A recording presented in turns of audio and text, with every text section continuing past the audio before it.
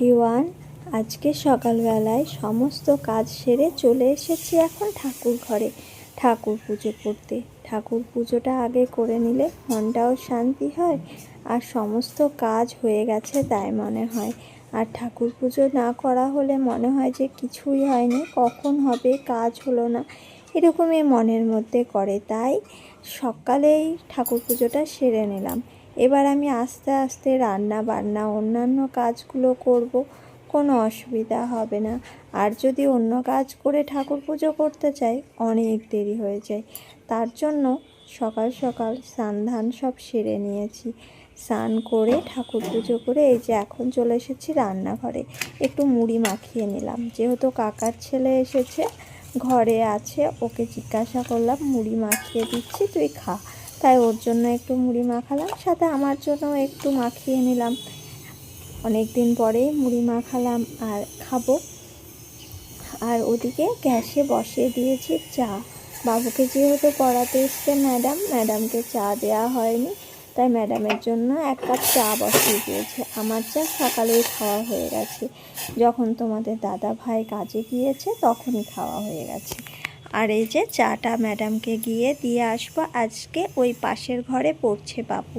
আর এইদিকে গ্যাসে আমি বসিয়ে দিয়েছি আলু আর ডিম, আর ওদিকে ভাত। যেহেতু জিজ্ঞাসা করে ও বলল যে ডিম ভাত রান্না করো দিদি, অনুষ্ঠান বাড়িতে এসেছে, ওখানে তো মাছ মাংস খাচ্ছি, তুমি আমার জন্য ডিম ভাত রান্না করো।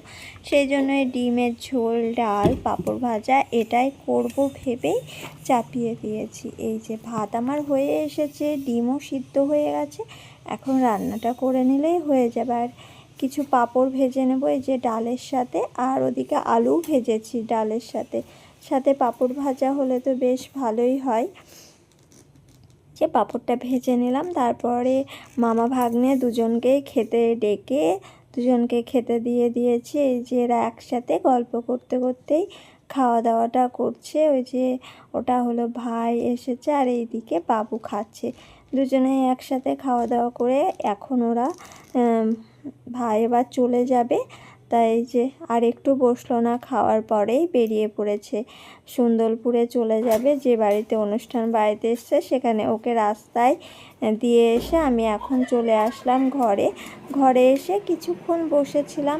একটু বসার পরেই কানে শুনতে পাচ্ছি গানের আওয়াজ। ওই যে ওই পাশের পাড়াতে নামযজ্ঞ হয়েছে, সেখানকারই এই যে বেরিয়েছে, নগরে বেরিয়েছে, তাই দেখার জন্য রাস্তাতে চলে এসেছি। এই যে দেখো ওরা কত সুন্দর আনন্দ সহকারে ঘুরছে, রং খেলছে, দেখতে খুব ভালো লাগছে। আর এই দেখতে দেখতেই আমাদের বান্ধবী এসে একদম রং মাখে ভূত করে দিল। নিহাত ওর কাছে অল্প পরিমাণে আবির ছিল, তাই না হলে তো আজকে কি আর বলবো, এই যে দেখো কি অবস্থা